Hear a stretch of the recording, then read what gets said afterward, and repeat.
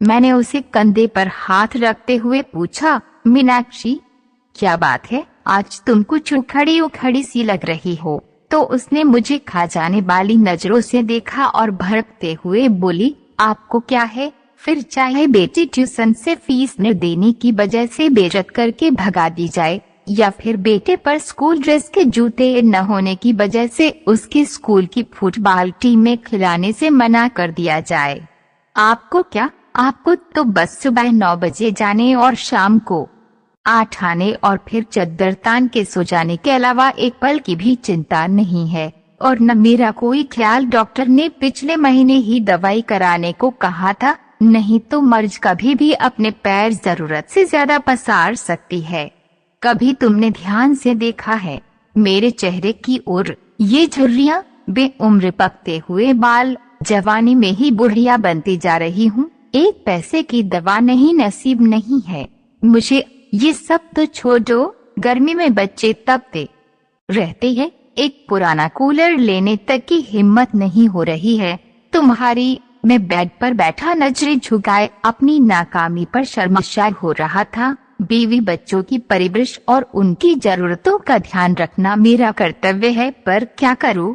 ये मेरा दुर्भाग्य ही तो है। कहने को तो देश तरक्की कर रहा है, लोग खुश हैं, पर मैं कैसे कह पाऊं कि मैं बढ़ती महंगाई और बेरोजगारी की वजह से दिन ब दिन जरूरतों के बोझ तले दबता जा रहा हूँ। बिजली के बिल से लेकर घर के राशन पानी तक की कीमतें आसमान छू चुकी है, और पगार बढ़ाने के नाम पर दफ्तर में धमकी दी जाती है। नौकरियां कभी भी जा सकती है, काम नहीं है ऑफिस में, इसलिए वही पुरानी पगार पर काम करना मजबूरी बन चुकी है। ऐसे में क्या ही करूं? मैं बैठा बैठा अपनी परिस्थिति से दो चार हो ही रहा था कि घर के दरवाजे पर किसी के आने की दस्तक हुई। बच्चों ने गेट खोलकर देखा तो पिताजी थे। अपने दादाजी को देख के बच्चे तो खुशी से उछल गए, लेकिन मेरी सांसें तेज हो गई।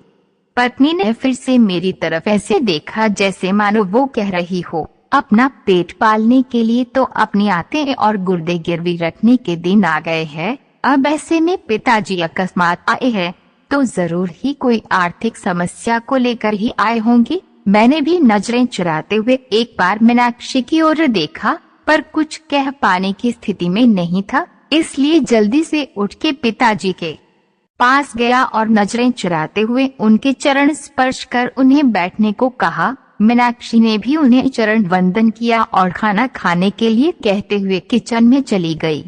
अब मैं और भी अकेला महसूस कर रहा था। मीनाक्षी तो मुंह छिपा के किचन में जा चुकी थी। मुझे डर था पापा कहीं पैसे की कोई बात न कर दे, इसलिए मैं जल्दी से जल्दी बच्चों को बुला के उनके पास किया और खुद वापस कमरे में चला गया। पिताजी भी मुझे जाते हुए देख रहे थे। मैं किचन में आया तो मीनाक्षी ने कहा, पिताजी जरूर ही किसी आर्थिक मदद की आस करके आए होंगे। ऐसे में इन्हें हम ही याद आती है। बड़े वाले भाई साहब को कोई याद नहीं करता, देने के नाम पर उनका नंबर आता है और जब कोई जरूरत हो तो सब लोग हमारे यहाँ आ जाते हैं। वैसे तो ये शब्द मीनाक्षी कभी नहीं बोलती, पर इस बार उसके घर की तंगहाली इस लेवल पर थी कि उसे मरने के लिए अगर जहर खरीदना हो तो उसके लिए भी पैसे का इंतजाम न के बराबर ही था। एक तरह मीनाक्षी लगातार मुझे बोले जा रही थी और दूसरी ओर मैं था जो कुछ पाने में समर्थ नहीं था। अंतर मैंने मीनाक्षी को चुप रहने के लिए कहा, तुम शांत हो जाओ, कुछ भी करके कल मैं तुम्हारी दवाई और बच्चों की जरूरत का सामान ला दूंगा, पर अभी के लिए पिताजी का मान रखो। उनके सामने घर में कलेश करने का मतलब उनकी मान मर्यादा के खिलाफ है। मीनाक्षी समझदार थी, पर उस पर आर्थिक तंगी का बुखार चढ़ा हुआ था, इसलिए वो बेकाबू थी। कहाँ से लाओगे? भीख मांग के या फिर खुद को गिरवी रख के? ये मेरा काम है, क्या करूँगा क्या नहीं। तुम बस अभी भगवान के लिए शांत हो जाओ। अब मीनाक्षी शांत हो गई। वो खाना लेकर टेबल पर लगा देती है। अब पापा और बच्चों सहित एक साथ खाना खाने लगती है। खाना खाते टाइम पापा ने एकाएक मेरी ओर देखा और पास बैठने को कहा। मेरी सांसें और दिल दोनों ही तेज हो गया।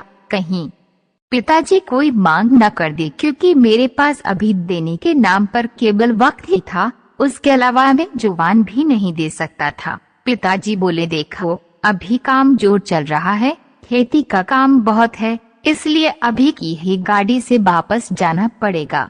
मैं यहाँ रुक नहीं सकता हूँ। तुम्हारी माँ बहुत चिंता कर रही थी।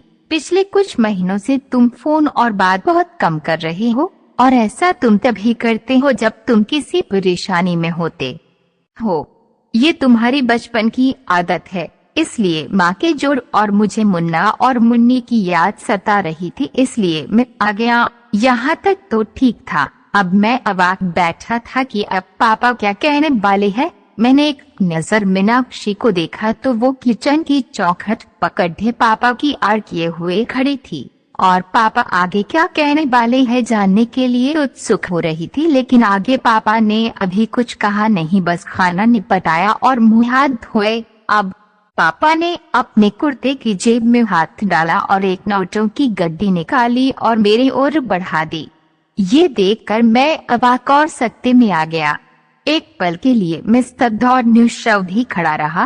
पिताजी ने कहा, अरे पकड़ो भी भाई, अब इतने बड़े भी नहीं हो गए हो कि हमारी दी हुई आशीर्वाद को ग्रहण न कर सको। वैसे भी इस बार फसल अच्छी हो गई थी, इसलिए कोई दिक्कत नहीं आई। अब उन्होंने मीनाक्षी की ओर इशारा करते हुए कहा, बहू का और बच्चों का अच्छे से ध्यान रखो, देखो कितनी कमजोर हो रही है।